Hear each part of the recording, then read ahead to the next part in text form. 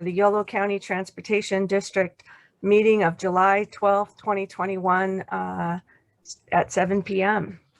I was going to ask the clerk of the board or whomever would like to take roll call to go ahead and take roll. I don't mind taking roll, Madam Chair. Thank you. City of Davis. I'm here. City of West Sacramento. Here. City of Winters. Here. City of Woodland.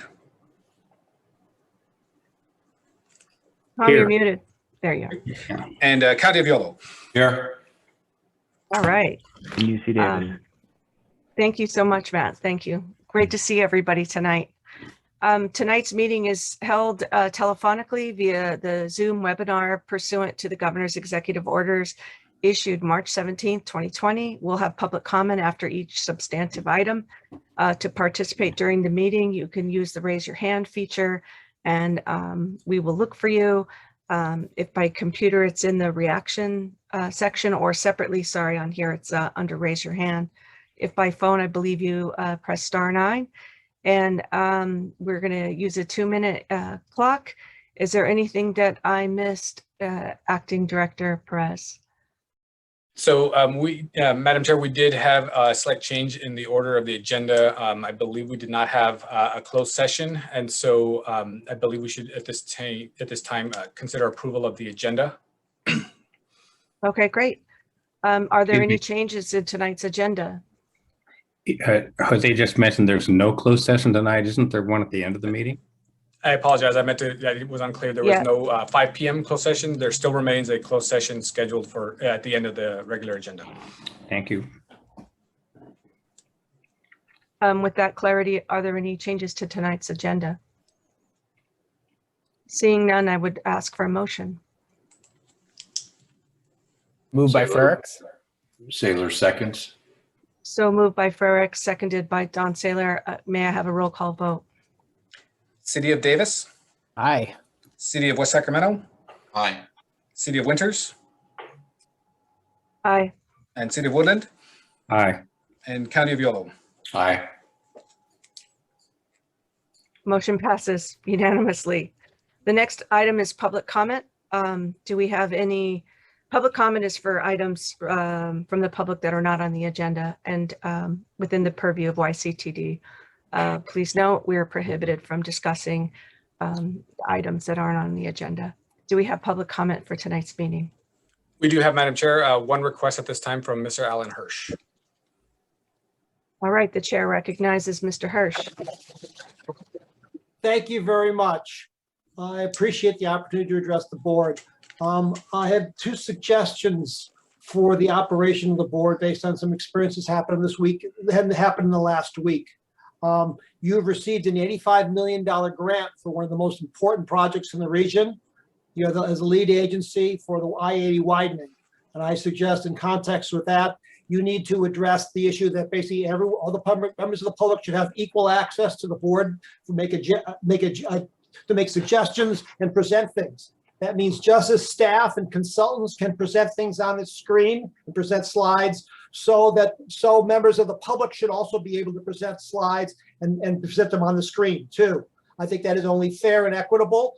In your judicial role, you cannot have some people have access and others have other.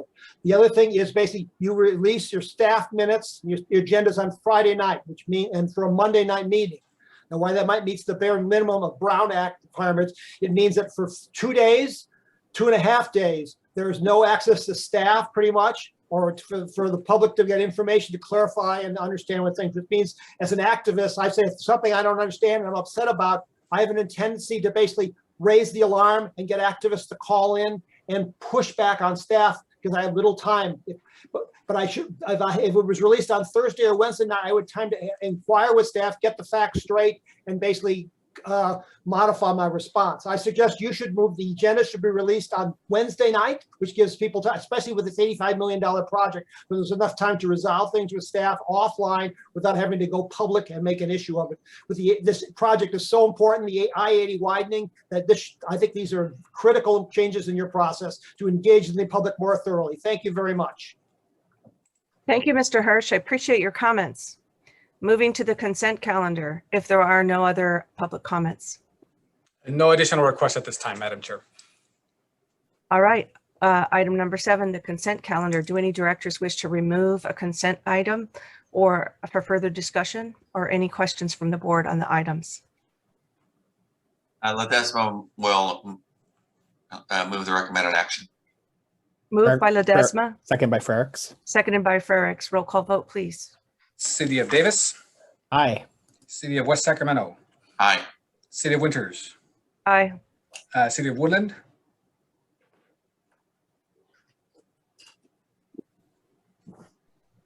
Aye. okay, and County of Yolo. Aye. Motion passes unanimously. Moving on to item number 8. Now we begin our regular calendar discussion items. We'll begin with item number 8, board reports. Do the directors have reports or comments they would like to make? Yes. This is Alex Padilla from Caltrans. Hi, Alex, and welcome. And we're very good to see you tonight. I'm happy to be here, and I just wanted to introduce myself real quick since this is only my second meeting, and if that's okay. Please. My name's Alex Padilla, and I'm the new South Office Branch Chief here in District 3, covering transportation planning, and I'll be your guys' new ex-official here on the board, and I'm really interested to participate and learn more about YCTD and all the great things you guys do here. And then there's just one other item I was just going to mention. There's some public outreach that we're doing this week. As part of the I-5 CMCP, we're going to be doing some virtual open houses starting tomorrow. The CMCP is partly in Yolo County. It starts just north of Woodland and it goes all the way south to the Sacramento-San Joaquin boundaries. And the CMCP is the Comprehensive Management Corridor Plan. And this planning effort's a comprehensive effort that District 3 is undertaking to plan for the future for future needs. So this is a really great opportunity for the board and for the public to provide their input. And as part of this virtual open house, we're going to be doing teleconferencing where each person who calls in is able to include their comments on a one-on-one basis with Caltrans District 3 staff. So we're really looking forward to this, and we've sent out some emails. We've sent out to YCTD as one of the board members on the I-5 CMCP. So we've been doing some news blasts here at District 3. I'll definitely forward some information to Jose and the team so they can forward it to you guys, but we're looking forward to hearing your guys' and the public's comments on our planning efforts. So thank you. You're welcome, and welcome. The chair recognizes Mr. Stollard.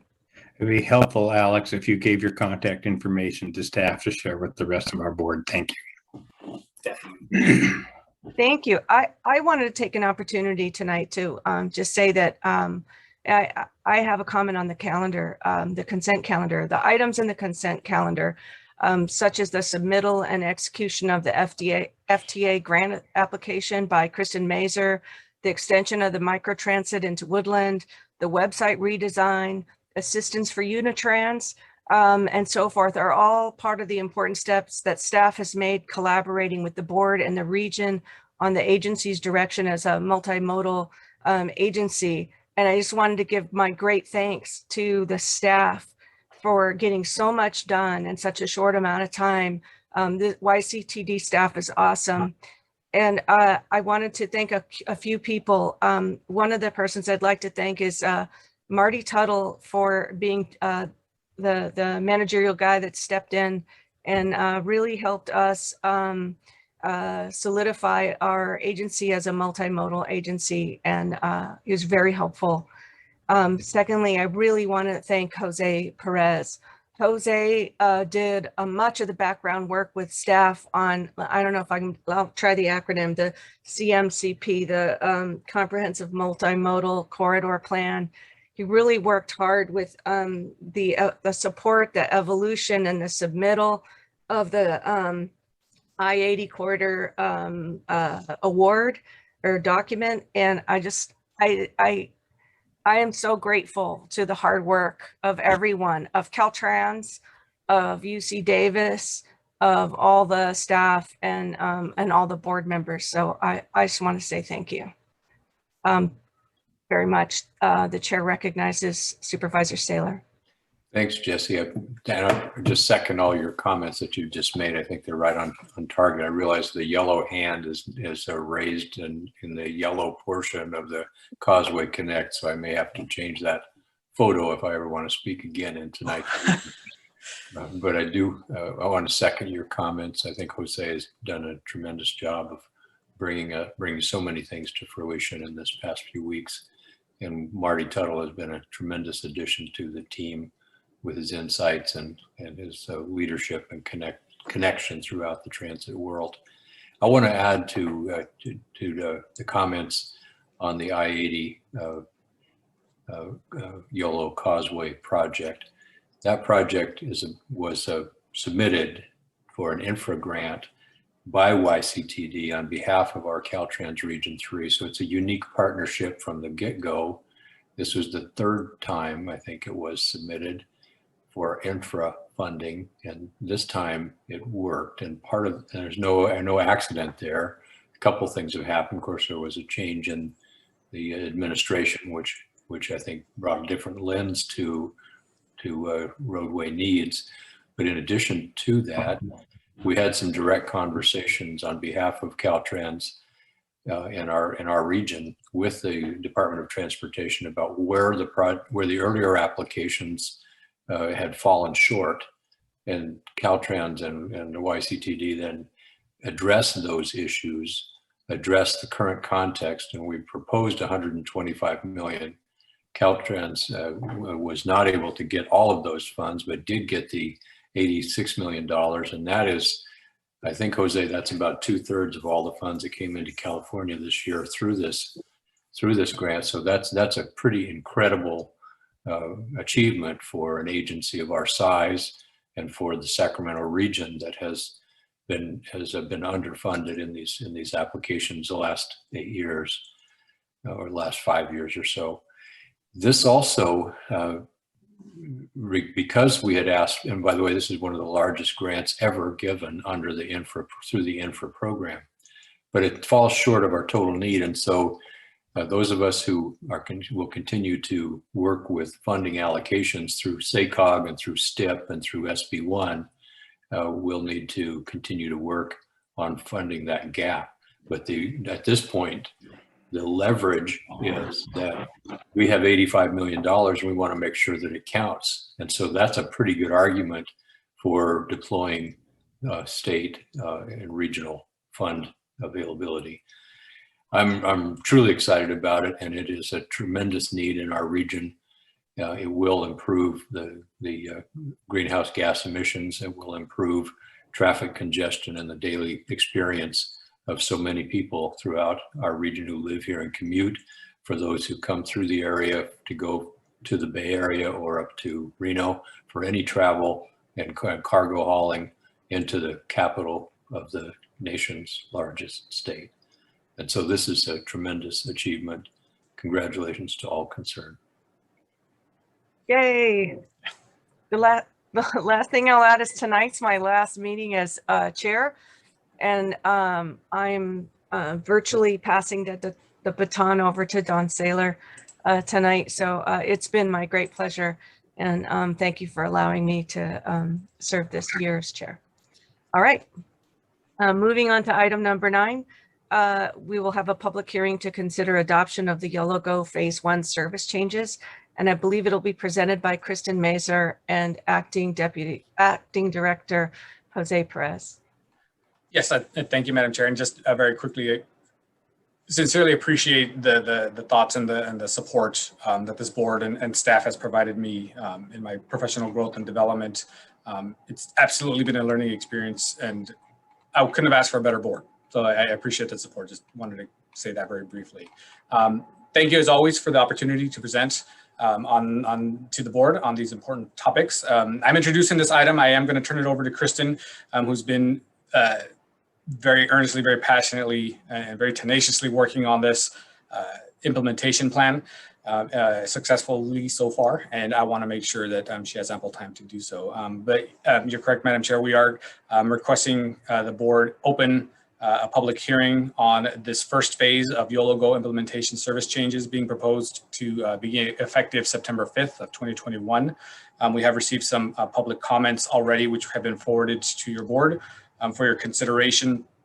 And we will be happy to take those public comments, should there be any, and address any questions from the board or to provide any clarity on the proposed actions here.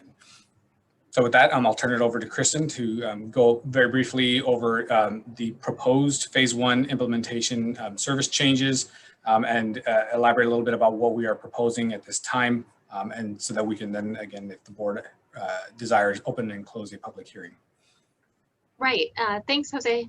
So at your last board meeting, you approved a phased implementation of the YOLO plan where rather than doing everything all at once, we would take chunks of it and do a rollout over a period of approximately 6 months. So the first phase of the changes that we're making is to increase the Route 42 frequency, because that's sort of our flagship and one of the most exciting recommendations that came out of YOLO, to, of course, increase the frequency of the 42 from 60-minute headways to 30-minute headways during peak hours, 7 days a week.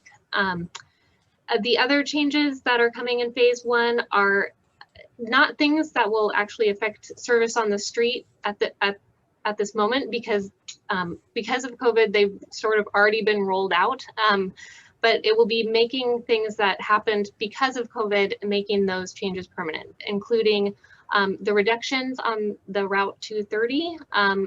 That service was reduced during COVID, and it will now permanently remain at the existing service levels with 2 a.m. trips and 2 p.m. trips.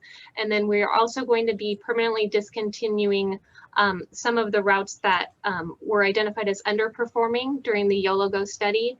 If you want to scroll down so everybody can see the little table, these are the routes that we had identified as maybe not as productive and identified as potential places where we could take away resources on those routes and then reallocate those resources to the increased frequency on Route 42. Most of these, as you can see, are express or commuter routes. Most were operating only on weekdays. The ones, a couple of them we've already replaced with microtransit. So like the Knights Landing fixed route and the Winters fixed route, those have already been replaced with microtransit. So it's just making that change sort of permanent. So we put all of this phase 1 changes. We noticed it in the newspaper. We put it up on our social media accounts, sent out an email blast, posted it on our website, just to get the word out and to solicit feedback from the public. People were able to call with their feedback, send it in an email, or some people may be attending tonight to give input during the public hearing. I can just really quickly, do you want to just really quickly, Jose, scroll down to the map so people can see, again, with increasing the Route 42 frequency during the peaks, we're also making some other changes, streamlining it to try to make it a little bit of a faster trip for people traveling between cities. So this is what the 42 is going to look out like in downtown Sacramento now, where you can see we turn back at 9th instead of going all the way up to 15th Street, because we would often get caught in downtown traffic or special events down there. And then you can scroll down to the Davis map that shows. And just one other quick note, I would like to also clarify that for the majority of the routes, we are at this time, going to be getting off of Capitol Mall in downtown Sacramento, which again is kind of a street that is frequently impacted with detours and events. And the city kind of wants it that way. They like to have that as often as they need to as a pedestrian mall kind of access.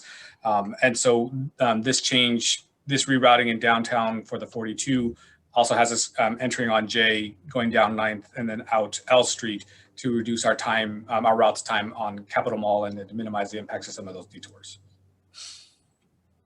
So this map shows the streamlining that we are proposing to do in Davis. This map should be somewhat familiar to you from YOLO Go, but this just gets into the very specifics of where the stops were and where they are now going to be located. So instead of traveling up F to Covell and then back down to get on the freeway, we're just proposing to go straight across 5th Street. We're proposing to serve all of the same bus stops on 5th Street that are served by Unitrans so that we can simultaneously help each other, where if they have crush loads, which they do on that segment of some of their routes, we could help pick up some of that extra demand and students who are unable to get on Unitrans buses. I should note that we're in the process of working with Unitrans right now on a transfer agreement that would make it much simpler for people to transfer and essentially free to transfer between our services.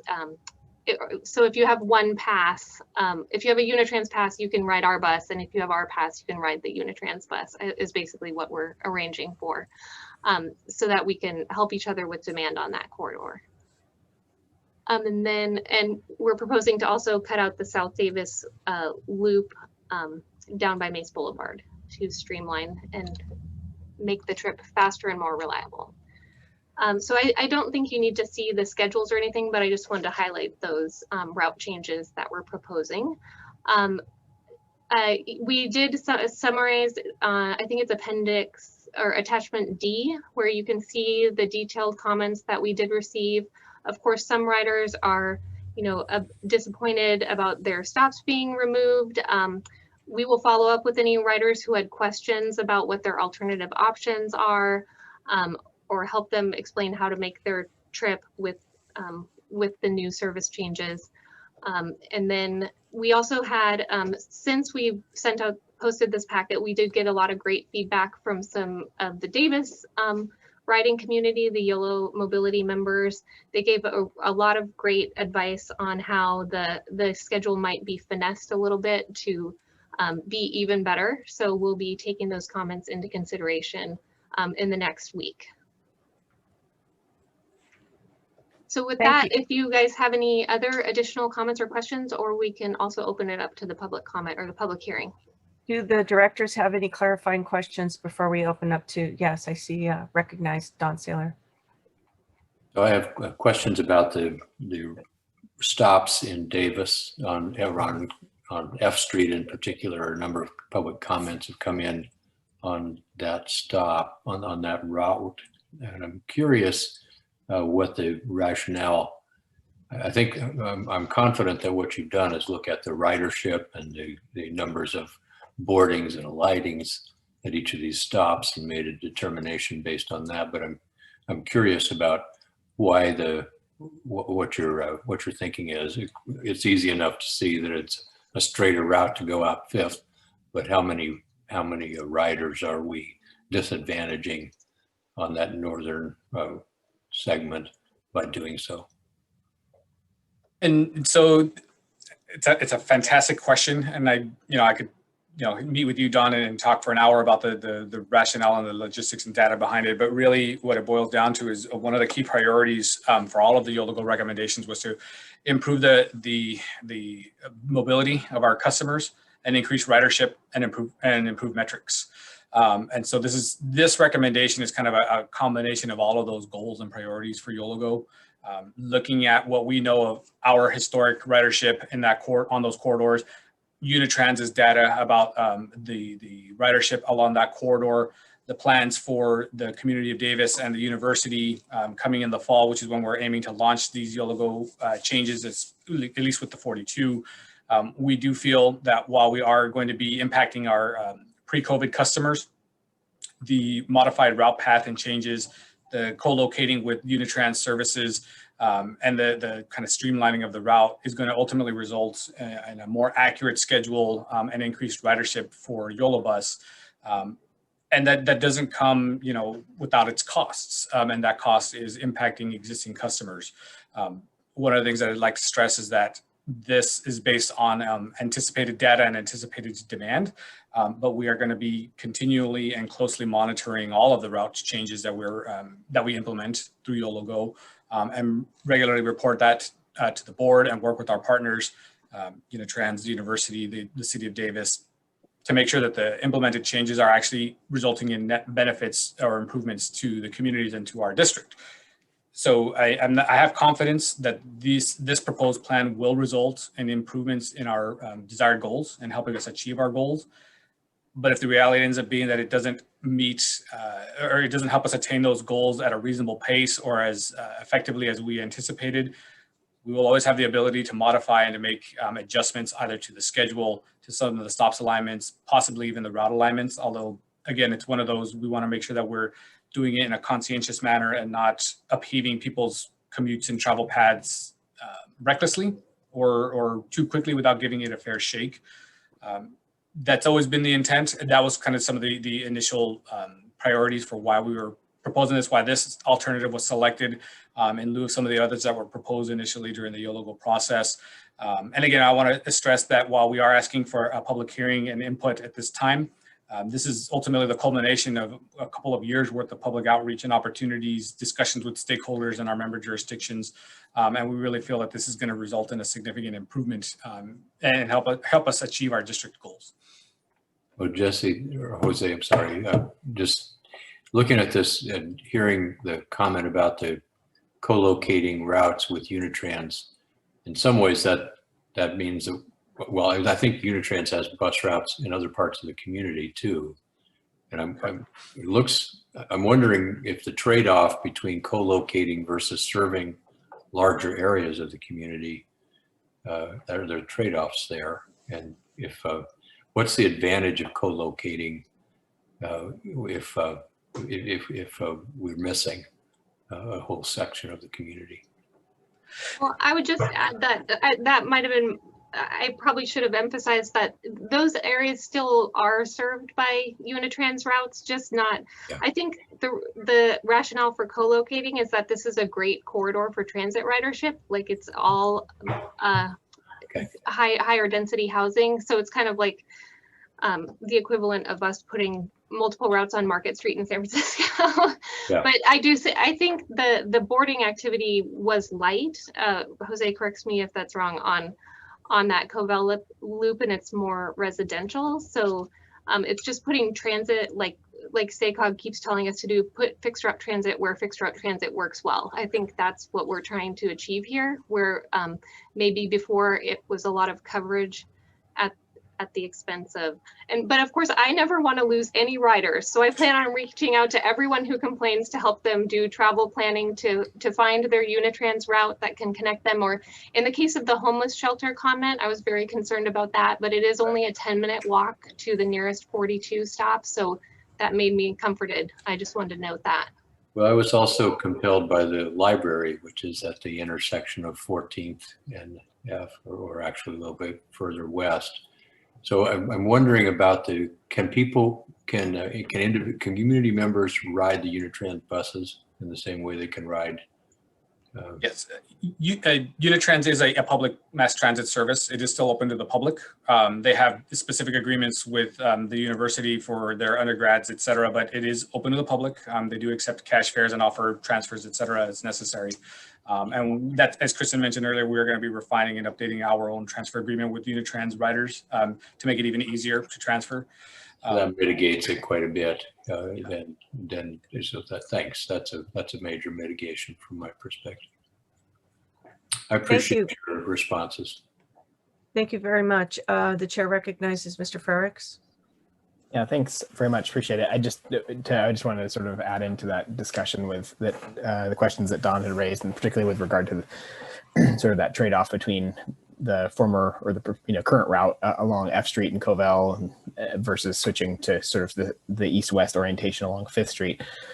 Just one example, Don, is that so the example that Mr. Pride raised around Davis Community Meals and Housing and their 11th Street facility. And even the increase of new potential housing there at the Paul's Place development that's being built.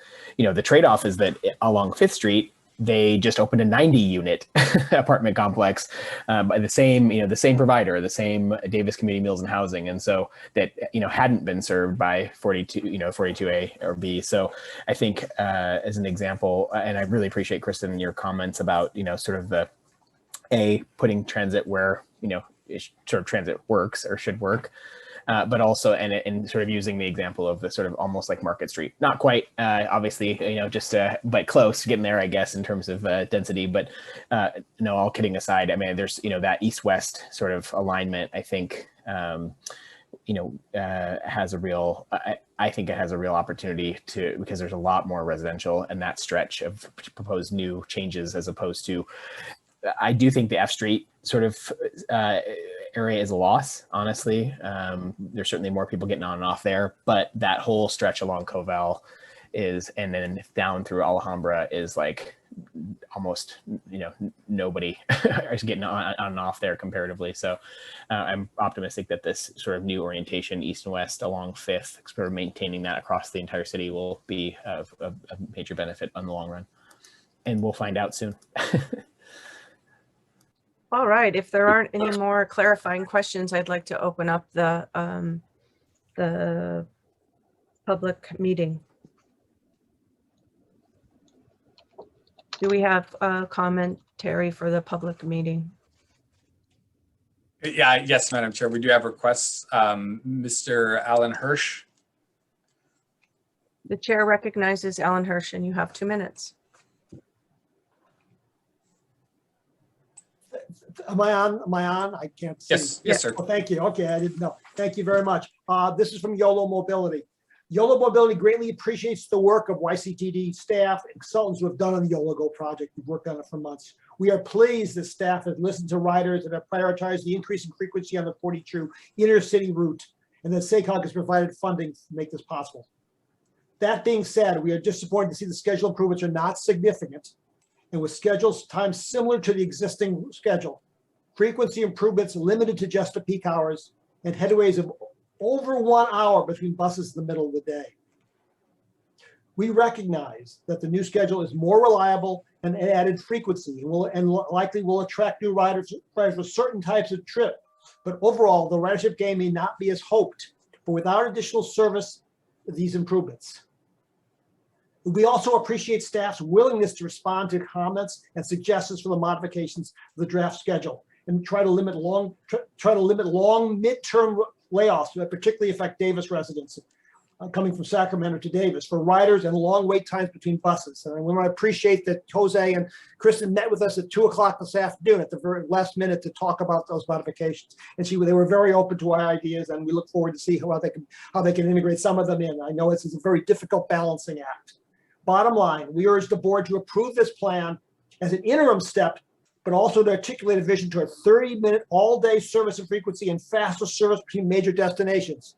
Particularly with the potential of the managed lanes on I-80, we see faster buses, quicker buses, and restore some of the additional stops that we've cut off right this now. Thank you very much for your hard work. On to the next step. Thank you so much, Alan. I appreciate it. Are there other public comments? We do, Madam Chair. We have one disappeared. There is a request for comment from Eric Vink. The chair recognizes Mr. Eric Vink. And Mr. Vink, you should be able to unmute now. Great. I think I'm audible now. Thank you, Madam Chair and members of the board. My name's Eric Vink. I'm a Davis resident. I'm a YOLO bus user. I'm a user of the 42. I've not been a big user in the last, since COVID, but was pretty regular before. Look, anytime you change your proposed routing, you're going to hear from people who are disadvantaged by that. You'll hear from people who are advantaged by it. The only thing that troubles me a little bit about this, and I have to admit I'm a little late to this party, I do get emails from the district, and I just completely missed the earlier efforts that occurred earlier in the year. What I noted looking through the staff report, and maybe I missed it, but when I looked at the survey work that had been completed, I don't see anywhere where you ask people about eliminating service in Davis, or I see it in other communities, but I didn't see that in Davis. And I'm just wondering if you're getting a true representation of comment, you know, based on the way this was portrayed. Again, if I'm mistaken on this, please correct my misimpressions, but I see the surveys about eliminating express service to parts of the community, about increased service for the 42 line, but not about, you know, eliminating service to parts of the city of Davis. And I think you might have more commentary here at the meeting were that to be the case. Thank you. I appreciate the opportunity to comment. I don't know if there is an imperative to get this done within a certain amount of time. It feels like it's really soon coming out of the pandemic to be making such dramatic changes in your operations, given that we really don't know what the post-pandemic world looks like just yet. Thank you. Thank you, Mr. Vink. We're doing our best. I just want to add, there's two things that you could be certain of. People don't like the status quo and people don't like change. So we're just doing our best. Are there any other public comments for public hearing? I do not see any additional requests at this time, Madam Chair.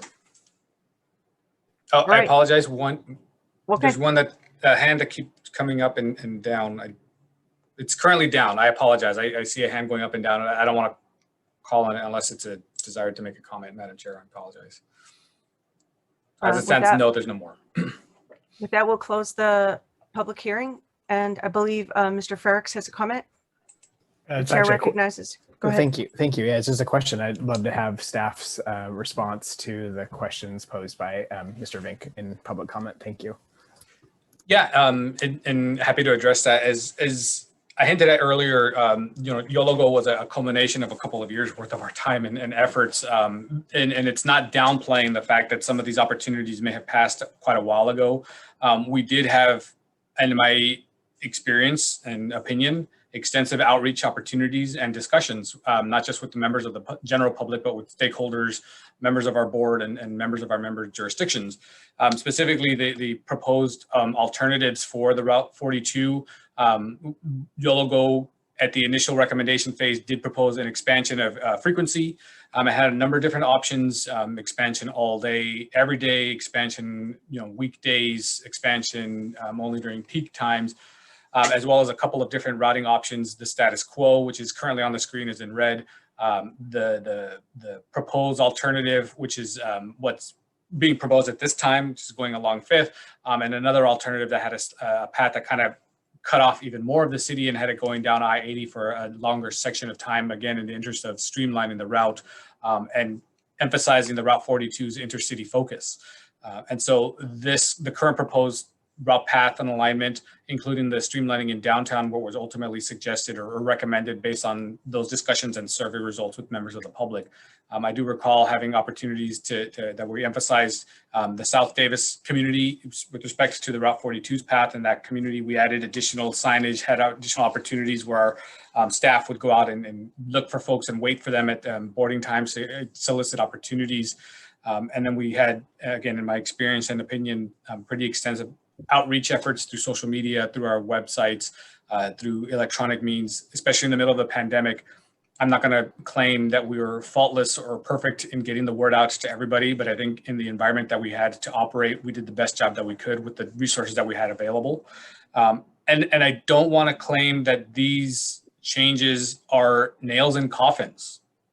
We have been trying to emphasize the fact that our district is multimodal, that we are moving towards being a much more nimble and flexible, responsive agency without being, flippant with the needs of the public. So we are going to be cognizant of the demands and the needs as they evolve, as they change, as we all kind of reacclimate after the pandemic, and God forbid any future kind of situation.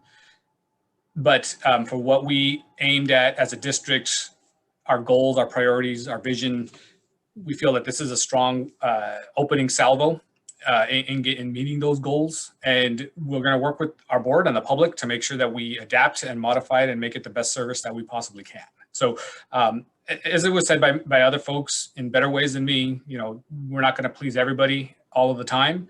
But we are going to make sure that what we do put out there is the best service that it can possibly be, that we report back, and that we adapt and modify it as necessary to continue making it a valuable service. Thank you so much. I wanted to say thank you to Mr. Vink for his question, and also for Director Frericks for the follow-up question to our acting director, Jose Perez. The chair recognizes Mr. Stollard. Thank you. I think, Chris, you had your hand up first, but I will. Did you, Chris? I wasn't sure. Chris? Okay, go ahead. Sorry, Chris. No, go ahead, Tom. You're there. All right. Well, I just want to say that, first of all, Eric's a good friend to many of us. We certainly respect and value what he has to say and his thoughts. And so thank you, too. I would respectfully say that this has been underway for a fairly long time. I came into this at about the 7th inning at the beginning of this year. And I had a lot of questions too. And the more I studied it, the more I saw the logic of it. Basically, I would say in response to your question about responding to COVID, this is what we're doing. We're responding to COVID. We don't want to wait until people give up on transit to have a strategy that perhaps has a broader appeal. The theory here is that we want to have more buses running, and our main service is the 42. And to rationalize it, to get more buses running, we've got to eliminate a lot of these loops and things that had so much slow down the ability of the bus to make the circuit. So it'll make more circuits if we rationalize the route, which I see on the display that's currently being exhibited. And then these other options, there's still ways to cover them with transit. I believe that's the case. So we don't want to leave anybody high and dry, but I really feel like this is proactive. And I think that we need to be honest with ourselves. Transit's been dying on the vine for years. Our numbers have been going down for quite some time. I mean, COVID really precipitated a huge decline, but it's been going down. So shame on us if we don't try to do something to be more acceptable to the traveling public and more useful to them. So the bus rapid transit concept to me is very sensible. And I commend my colleagues on having launched YOLO Go, and for everybody who's had anything to do with it, including all the people who've come out to the public meetings over time. And we had probably 3 or 4 pages of comments just this afternoon coming in. Thank you. Thank you so much. Couldn't have said it better. The chair recognizes Director Ledesma. Thank you, Chair. And I just want to weigh in on a couple of points. And first is, and not to keep for the public that may be just showing up tonight and understanding that there's change in the bus routes. This is not something that I think I can speak for myself and some of the board members I've been working with. We have not, and we do not take change lightly. In fact, we have taken this very seriously for the last few years, as my colleague, Mr. Stoller, brought up. We have been working on this for some time, even before the actual YOLO Go study was underway. We have been moving to try to streamline routes, looking for ways to bring more frequency along the route. So while none of these affect West Sacramento, I know our time is coming, and that's something we have advocated for, and has been contemplated as part of YOLO Go. So, but this does create a situation for at least West Sac riders that the frequency along the 42 and what it could bring to some of the airport services is advantageous. So right in the direction we're headed. And the other part too is just to thank staff. I know staff has been working on this for some time, and it's been, I would not say or be apologetic about the fact that it's been not perfect. We couldn't expect any more effort during the pandemic and trying to get feedback and outreach out via Zoom calls or via through city staffs that I know you worked with across the county and the district. So just want to thank everyone for their hard work on that. This has been I think, a good step towards where we want to go, as everybody has articulated, and I 100% agree with my board colleagues the direction that YCTD needs to go in providing more options, but more frequency, but more mobility options throughout the district. I think I've been so proud to work with this board because all of us are in alignment towards wanting to go this way. We've listened to our residents and riders and those who would like to participate in transit. And I think our job is to try to find ways for all of them to go forward. And I just appreciate the effort that everyone's got along with it. So thank you to everyone. And unless there's any other questions, I'd like to go ahead and move the recommended action. Second, Saylor. All right, the item has been moved by Ledesma and seconded by Mr. Saylor. May I have a roll call vote, please? Yes, City of Davis, Aye. City of West Sacramento, Aye. and City of Winters, Aye. City of Woodland, Aye. and County of Yolo.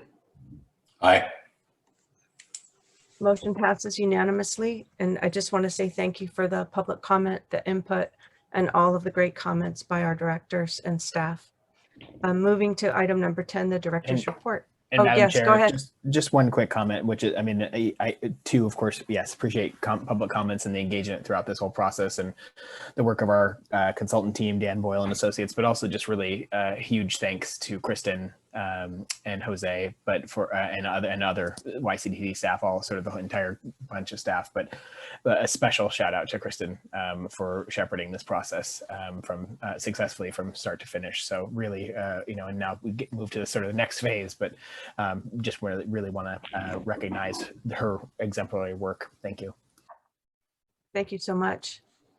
Yeah, I feel so strongly about so many of the comments tonight, especially that, these route changes they're not set in stone. We're just trying to do our best, and we're trying to make transportation relevant and adaptable to the needs of the public. We're doing our best to serve the public, and we're all in it together. We're all committed. So thank you. Moving to the item number 10, the director's report. Thank you, Madam Chair and members of the board. Thank you all for your support. We hope to make you guys proud moving forward in implementing this. And I absolutely concur with Director Frericks in thanking Kristen and the rest of the staff. My role in the implementation has been, tangential. They are really the star players in this. And so all appropriate kudos to them. So thank you, staff. For tonight's director's report, fairly straightforward. Very happy to announce, as all of you are currently aware, we were successfully awarded a significant amount of federal infra grant funding to improve the I-80 corridor. We are very anxious to work with our partner Caltrans and all of our member jurisdictions in the region to making that a reality, to making that quagmire at times all the better for everybody, to promote public transit, mass transit, rapid transit, whatever kind of shared ride services we can along that corridor, so that we can get people moving, but not just people getting to work or to play, but also freight and all of the other issues that cause congestion along that corridor. Working with rail, emphasizing our multimodal role in the region, and really just calling to light all of the good work that we're doing together. So we're really looking forward to that. On a related note, our district has applied a number of times for planning funds to conduct a future fuel study. We did get word from Caltrans team that we were not awarded again. And so we're kind of at the point, this is an info piece for our board to anticipate staff recommending kind of a plan B for getting that future fuel study completed and conducted, so that we have an actionable plan in place for us to be able to, again, apply for actual construction and design and development dollars of a future fuel plan and study.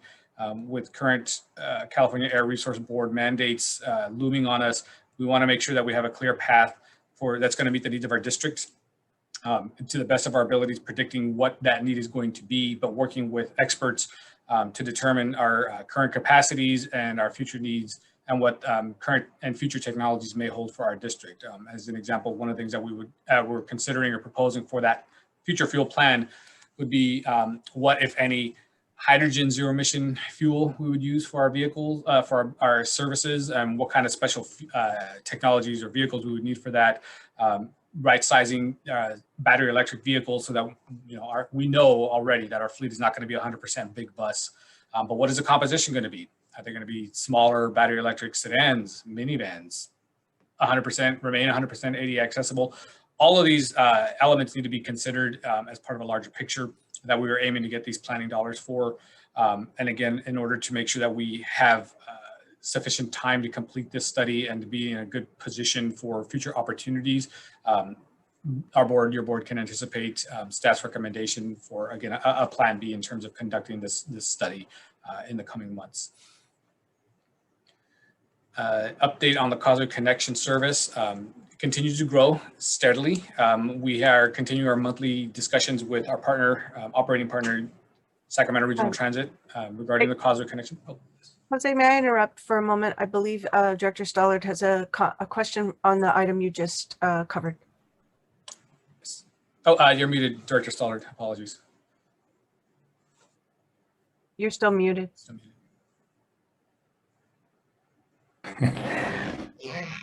That's a hassle, you know, when you change whatever computer you're using, they'll have different places for different things. In any event, Jose, I wanted to ask you about the emission fleet facilities plan and the fact that we keep failing to achieve these grants. Have you pursued a conversation with staff over at that agency, asked for a meeting or something like that? Because sometimes if you show up and pursue these things, you get a little insight as to what might help your grant be successful. We have this obligation. It's coming up real soon. I mean, where is the money going? Is it going just all the big transit operators? So we do request debriefs for every opportunity that we aren't successfully awarded, and we have conducted them in the past and refined our applications. And it's very similar to our infra application process. This was the third time that we submitted that, and it was refined after every debrief. There are a number of different factors and how this project itself specifically scores against kind of the eligibility criteria, et cetera. Planning dollars typically are a little harder to get awarded for these types of things because they also have performance metrics and goals that they need to accomplish with these projects. And so a planning study may not look as beneficial for the use of the dollars as some other projects. And so they might not rank as high. I'm just kind of giving generalities, but just as a suggestion, it might be worth a conversation with Mr. Tuttle about this. He headed the planning section at Caltrans for a period of time. I think his insights might be helpful because I hate to see us have to come up with 100% of the money for this. Yeah, understood. And it's more, there are other opportunities and other funding sources for planning projects, which is what this would initially be. And so I was thinking with this specific opportunity, the timing may not be great because you first have to go through the whole process to get awarded the funds and then go out and get a partner to actually complete the study. And we didn't want to be, I already feel kind of like anxiety about getting ahead of the game and making sure that we have a plan in place to meet those deadlines and future procurement requirements. So again, I at the end of the day, I fully expect to just provide a more thorough kind of assessment and items for the boards to consider in coming meetings. Can I add a couple things, Jose? So I would just, because I read the call for projects and was intimately involved with this, maybe a little bit more than Jose even was, that we could only qualify for this project because it's so technical. It wasn't really meeting a lot of the other goals that Caltrans wanted to meet. It's just a very technical study, like how do we convert our fleet to zero emissions so that we meet CARB's ICT regulation, their innovative clean transit regulation, where we have to be 100% zero emission by 2030, I believe, or 2035. So, every agency in California has to do that. So it's not really an exciting planning project. It was kind of a long shot to even ask for it in this because, they kind of want to fund more creative things or things that they can't fund everyone's zero emission fleet conversion plan. So asking to get ours funded was a bit of a long shot, although others have succeeded. There was only, I was trying to find the number. I think it was only about 2 million available statewide for technical projects, even though there was 21 million in planning funds.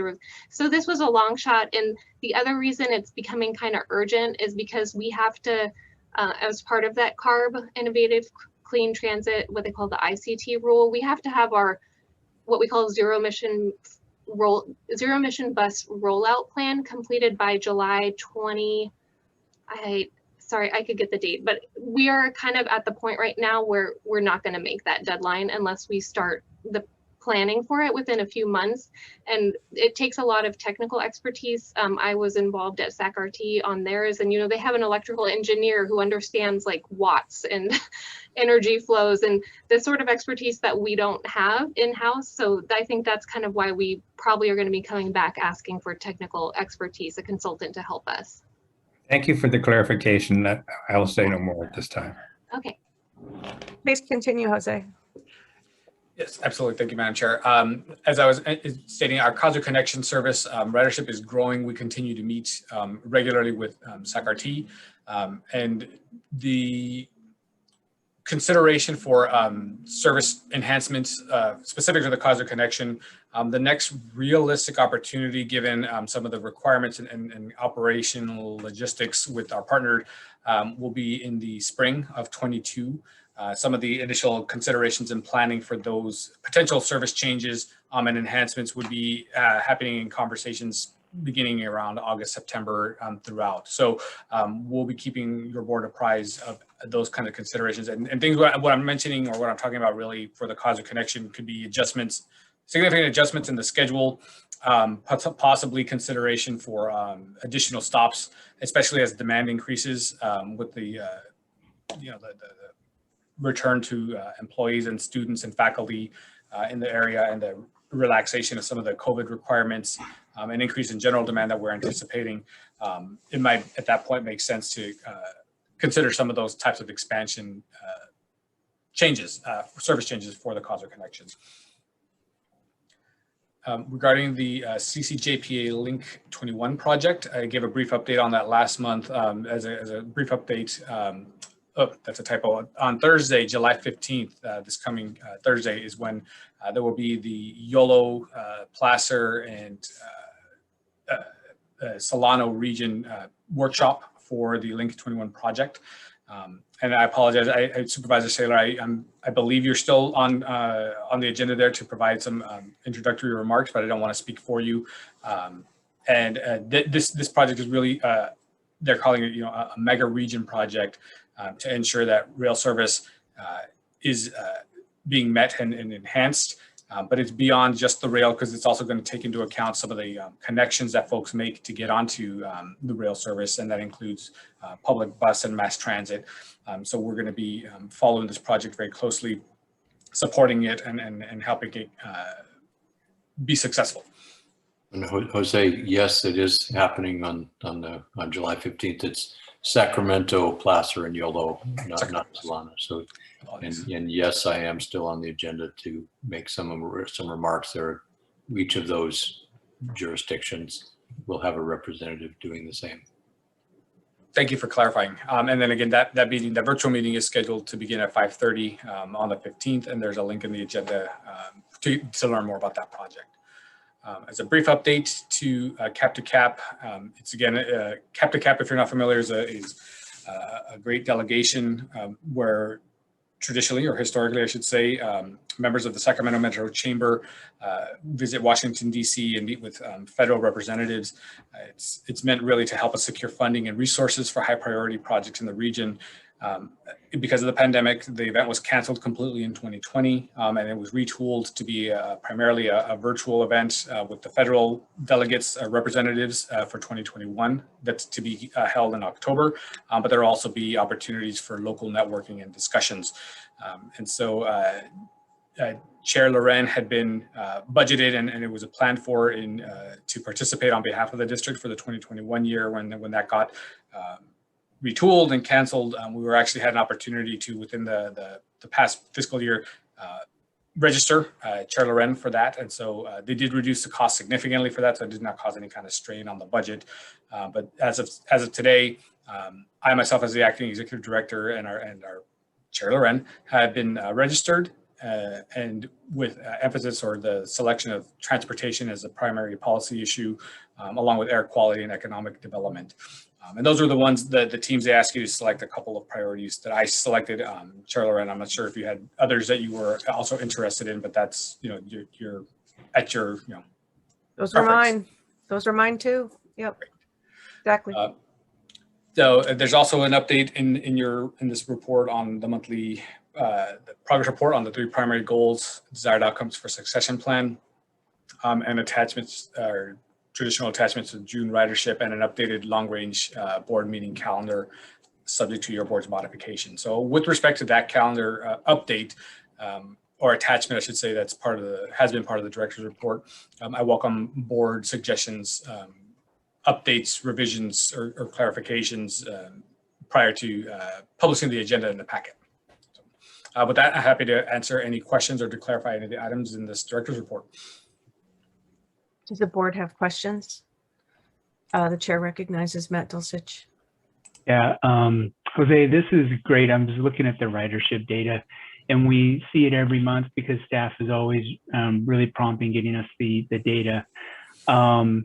We know year after year, there's been sort of an ongoing downward trend. So I'm wondering if one of the upcoming months, staff could summarize annual ridership and point us back to when the peak was, and then show us those declines, just so that we have some context about not just the last 3 years, but even going back 5 or 10 years. Because I've lost track of, was our peak 10 years ago? Is that when we were carrying the most people, or was it more recent?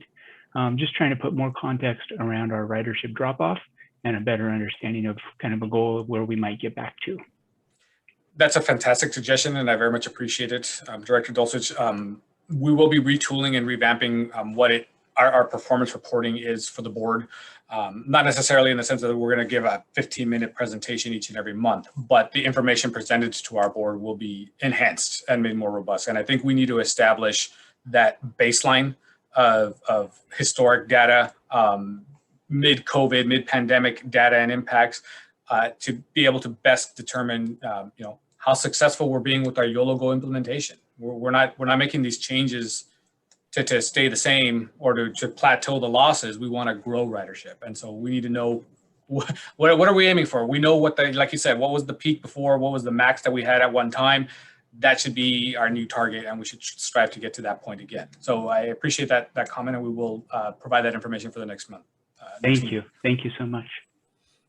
Thank you. Do we have public comment on the director's report? We do have requests for public comment. The first would be from Manuel Candela. The chair recognizes Manuel Candela. You're muted, sir.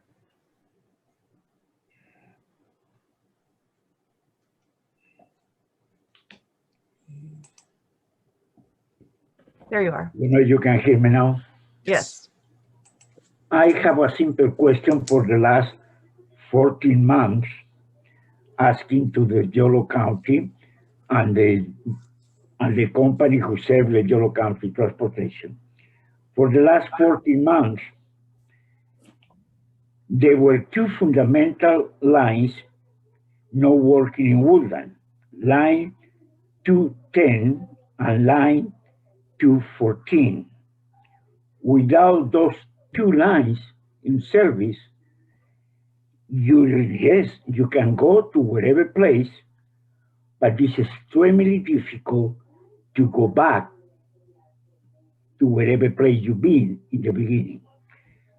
I recur to the board today because for the last 14 months, I tried to have answers from the Yolo County Transportation District.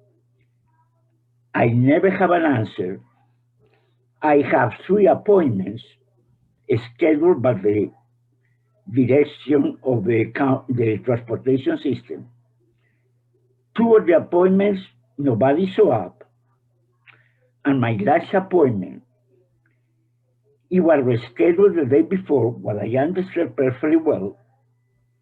And when I show up, the person who's supposed to have the appointment, because was the person who scheduled the appointment, denied to show up, being in his office. So I just went to the district attorney to see what we can do, because this is totally unacceptable. Actually, we did 2 years ago a big complaint because the Yolo bus stopped in front of the Yolo County Transportation District is blocking the handicap exit.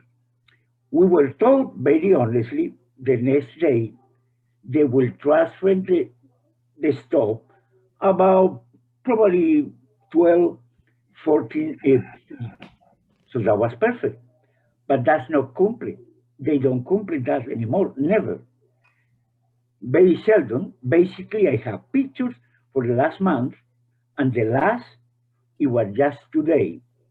And complaint there, and nobody wanted to do anything. My main complaint, to be honest, is for the directors or director or whatever for the Yolo County Transportation District. They don't attend it. And I will make a little comment about something Mr. Christian Masur, I think, said about he feel comfortable with a 10-minute walking to change some lines, the 42 or 42A or B. Well, if this is the data they use to feel comfortable, they need to realize, and unfortunately, I need to ride the yellow bus for probably the last 4 years. Those 10-minute walking, the people that ride the yellow bus, probably 50% or 60%, it will increase probably to a 40 minutes. Mr. Candela, I appreciate your comment. I'm going to respect the fact that we have a 2-minute limit on public comment, but what I'm going to ask is for staff to be able to contact you directly and to also talk to you about the future microtransit in Woodland that will enhance you being able to be picked up at your residence or place of work, depending on your needs. So I would ask maybe Kristen or Jose to get your contact information and help you offline outside of our meeting.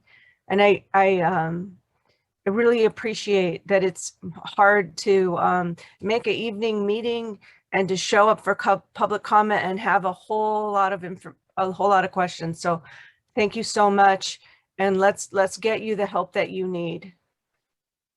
And we do have Mr. Candela's information, and Kristen will be reaching out to schedule that discussion. Okay, thank you so very much. And were there any other public comments on the director's report? Yes, Madam Chair, we do have 2 additional. The next would be from Mr. Todd Edelman.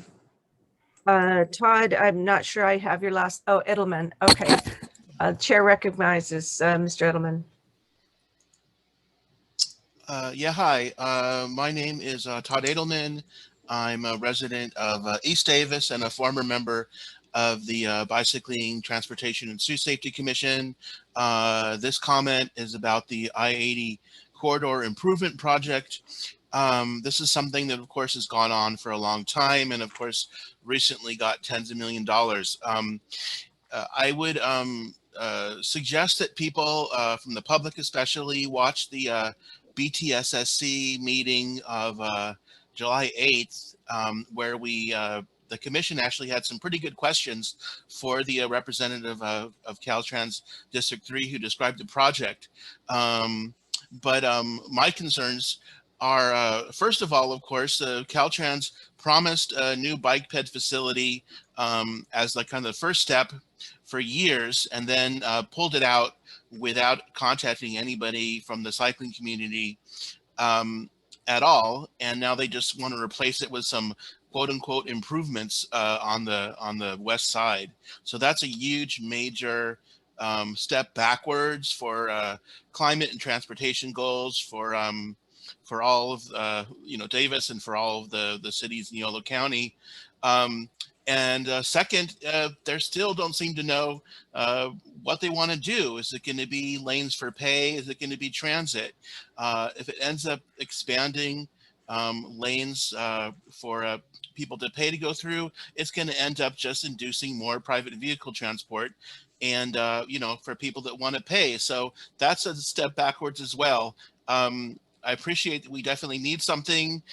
Maybe this money could have instead go to rail. We still are very unclear on what type of transit will serve the system. And we need a lot of work to do on this if we're really going to have it meet our city and county goals. Seems pretty clear. So I hope people don't kind of get drunk. Sorry if that's a little rude on this money, and figure out something that's really going to work. Thanks very much. Mr. Edelman, I really appreciate your comments, and I would just like to ask if you have given any contact information to perhaps our acting executive director, Prez, or Kristen Mazer, to share with Alex Padilla, our Caltrans representative. Yeah, I will. I'll send a email to them. I'd appreciate it. Thank you. Thank you so much. Do we have any other public comment for tonight? Yes, one more request, or a request from Alan Hirsch. The chair recognizes Mr. Hirsch. Thank you very much. The key crisis we face in this country is climate change. We're suffering from heat waves. That means global warming has to be number one. And I have, in all the discussions and presentations I've heard from about this I-80 project, I've yet to hear that addressed and how that's going to be addressed, how this thing. Because too often we hear about freeway widenings and HOV lanes, and they turn out to be just adding capacity and more induced demand. If I heard YOLO bus and Solano bus and other people talking about buses to fill that extra lane, I'd be more enthusiastic. But I don't hear that plan. I hear multimodalism. I don't hear about more buses and express buses and whatever to fill that lane. One bus an hour, 2 buses an hour doesn't justify this expenditure. There are other ways of making the buses faster. We could just put a queue jump lane in front to get onto the causeway versus bringing lane on the causeway. So I'm quite concerned. And I think many people who are concerned with climate are concerned that this lane will be this additional lane will just induce demand and put us backwards into climate change. I'm open to hear what's planned. I just haven't heard it. I haven't heard Caltrans talk about it frontally because this is the issue. So sell the YOLO mobility, how this is going to be improved. Give us more mobility without increasing VMT, because we know the state has to reduce VMT by 25%, not just get people into EV vehicles. And having a managed lane where people with Lexus that are computer driven that can buy their way around congestion is not the solution. We should not do anything to encourage the Tahoe lifestyle, which is immoral, just like flying at some level. This is a tough one for you guys. I appreciate that. Congestion is not addressing congestion is not the solution. Thank you very much. And this is a tough one for you. Thank you so much. Thank you, Mr. Hirsch. I remember when you were just multimodal curious. So I appreciate your comments. Thank you. Any other public comments? No additional new requests for public comment. Well, I really appreciate your presentation on all the things that you're doing, Jose. And I think at this time, since we have covered our agenda, I would like to just remind the board that we will have closed session following our meeting, and it's a separate link. And I would go ahead and close tonight's meeting, adjourning at 8:13. Thanking all the staff and the board, and looking forward to meeting again next month, I believe on August 9th. Well, wait a second.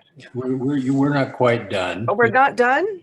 Yes, we are. No, we're not quite. You've missed the item on the secret agenda, the double secret agenda that has not been shared with you, but everybody else in the world knows about it. Oh, no. And so Jesse Lauren, thank you so much for a year of leadership, kindness, and dedication to the mission of the Yolo County Transportation District.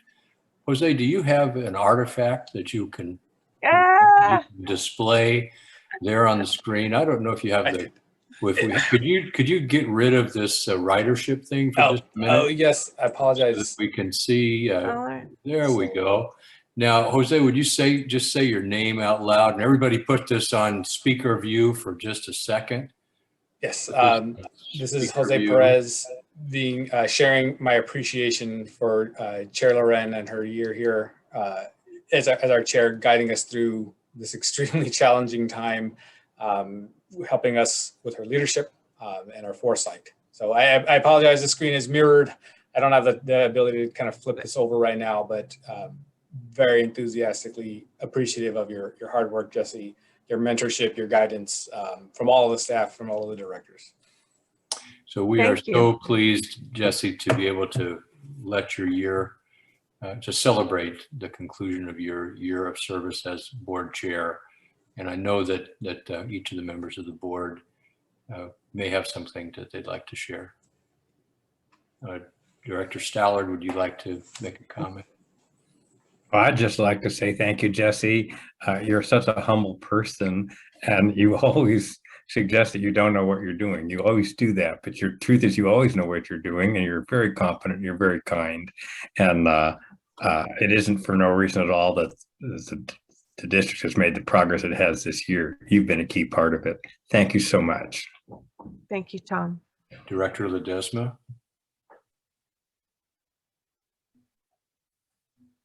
Well, she hasn't taught me how to use my unmute my button yet, so she's not quite done.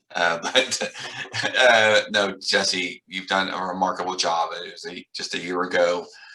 You took the reins, the baton from me in the middle of a pandemic, and you were unsure, but I had every ounce of faith in you, and you more than lived up to what I thought the leadership you provided. So.